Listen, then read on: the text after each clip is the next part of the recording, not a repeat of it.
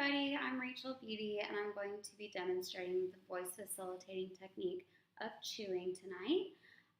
This technique is used for individuals who usually talk with clenched teeth like this, who show very little jaw or lip movements, which causes them to speak with a hard tension and produce a harsh glottal attack.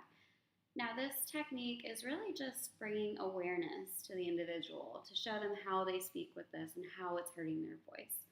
So the first thing to do with this patient to help them become aware, a good technique to use with them is a handheld mirror.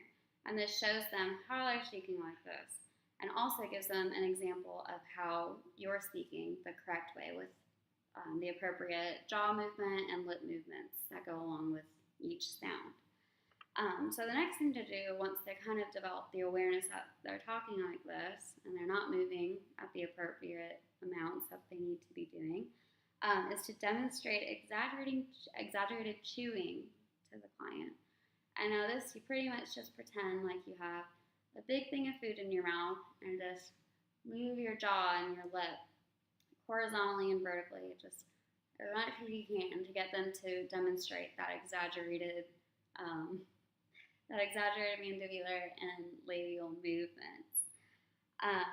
After this, after we've demonstrated the exaggeration of the movements, and you show them with the handheld mirror how to move their thing and get them aware of the necessary movements, you add a light voice to the chewing. You want to add different sounds to this to get them used to speaking normally, like how we would in a conversation. You could have them say different syllables like just pretend like you're talking through while you're chewing when you're not supposed to. And also give them some examples like, like while you're chewing, if you chew with food in your mouth, or your food's going to fall out, but that's how you want to speak. So when you introduce speaking in those syllables to the chewing, once that's established, we then ask the speaker to start counting slowly with the exaggerated movements. And this just allows them to establish patterns and to know how to establish patterns.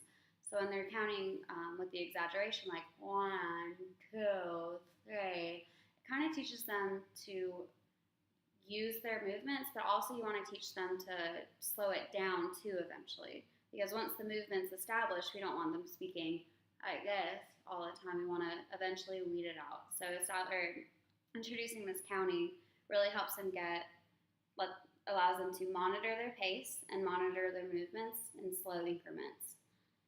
Okay. And after we do the counting, then you can slowly introduce sentences and phrases. This, again, allows them to speak how they normally would, but by diminishing the exaggerated movements. A good thing to use with them is a video recording as well. So once we're at that establishment phase of they have the movements, but we want to tone it back, if we use a video recorder to show them, then they can compare that to how a normal speaking individual would look and would sound. So after that, then their awareness is established, they've got those movements down, and then after they're exaggerated, they know how to tone them down as well. And hopefully this will allow the client to speak normally during casual conversations. Now, this technique is very beneficial for those individuals who talk like this, kind of like a ventriloquist.